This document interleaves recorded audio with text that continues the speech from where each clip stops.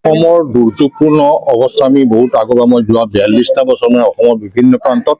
জাতিৰ ক্ষেত্ৰতে হওক বা অন্যান্য সমস্যাৰ ক্ষেত্ৰতে আমি সদায় ঘূৰি আহিছোঁ। কিন্তু এইবাৰ আমি সংবাদ মাধ্যমত যেতিয়া এই ঘটনাবিলাক হ'ল দেখিলোঁ অতি ভয়ানক যি মানে অৱস্থাৰ সৃষ্টি হ'ল, যিটো মানে সৰ্বসাধাৰণ এই তিনিখন জিলাত যিটো ক্ষয় ক্ষতি কৰিলে, মানুহৰ জীৱন হানি কৰিলে, জীৱ জন্তুৰ জীৱন হানি কৰিলে, খেতি পথাৰ নিশেষ হৈ গ'ল। এই মানুহখিনিৰ আজি এই পৰিস্থিতিৰ পিছত চাওলুং চুকাফাই যেনেকে বৃহত্তৰ অসমীয়া জাতি এক শক্তিশালীভাৱে প্ৰতিষ্ঠা কৰিছিল, একে যেন পৰিৱেশ আজি অসমৰ প্ৰতিটো প্ৰান্তৰ পৰা প্ৰতিটো জাতিৰ বিভিন্ন গোষ্ঠীৰ মানুহ আজি গুৱাহাটীতো মই দেখিছোঁ, আজি বৰপেটাত মই দেখিছোঁ, মানুহে একেবাৰে এই গোটেইখিনি মানুহৰ ক্ষেত্ৰত দিনে নিশাই বিভিন্ন ঠাইত তেওঁলোকে বান পীড়িত ৰাইজক সহায়ৰ কাৰণে ইতিমধ্যে লাগি গৈছে। ভাৰতবৰ্ষৰ বিভিন্ন প্ৰান্তৰ লগতে আজি বিশ্বৰ বিভিন্ন প্ৰান্তৰ মানুহেও এই বান পৰিস্থিতিত যথেষ্ট উদ্বেগ প্ৰকাশ কৰিছে আৰু তেওঁলোকে যিমান পাৰে বানক এই আক্ৰান্তসকলক মানে ভৱিষ্যতৰ দিনত কেনেকে সংস্থাপিত কৰিব পাৰি, কেনেকে এই বিপদ সংকুল সময়খিনি পাৰ কৰাই দিব পাৰি, এই কথা সকলো চিন্তাত আহি পৰিছে। কিন্তু এই বানটো কিয় হ'ল আৰু এই বানটোৰ পৰা ক্ষয় ক্ষতি কাৰ হ'ল আৰু কোনে ইয়াত লাভৱান হ'ল, এইটো এটা আমি ভাবোঁ এটা আৰ্টিফিচিয়েল বানৰ নিচিনাই হ'ল। কাৰণ ইয়াত আগতেও মাননীয় উচ্চ ন্যায়ালয়ে কৈ থৈছিল ইয়াত যিটো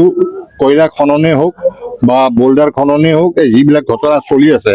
ডাঙৰ চক্ৰ চিণ্ডিকেট জড়িত আছে, যিটো চিণ্ডিকেটৰ কাৰণে আজি এই এক মানে পৰিস্থিতিৰ সৃষ্টি হ'ল। তাৎক্ষণিকভাৱে চৰকাৰে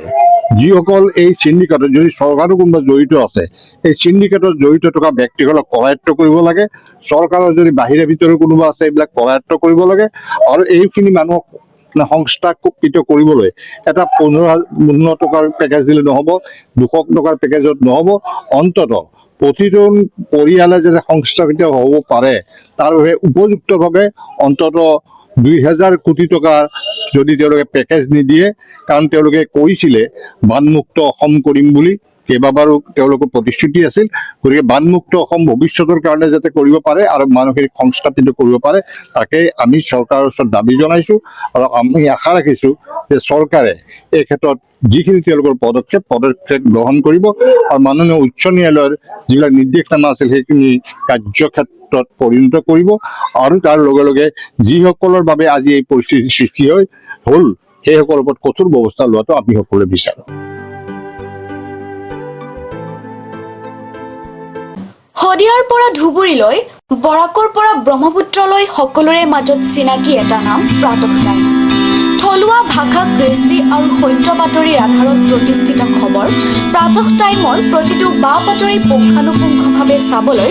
Facebook, YouTube, website, Twitter, Instagram আৰু ব্লগাৰ পেজত লাইক আৰু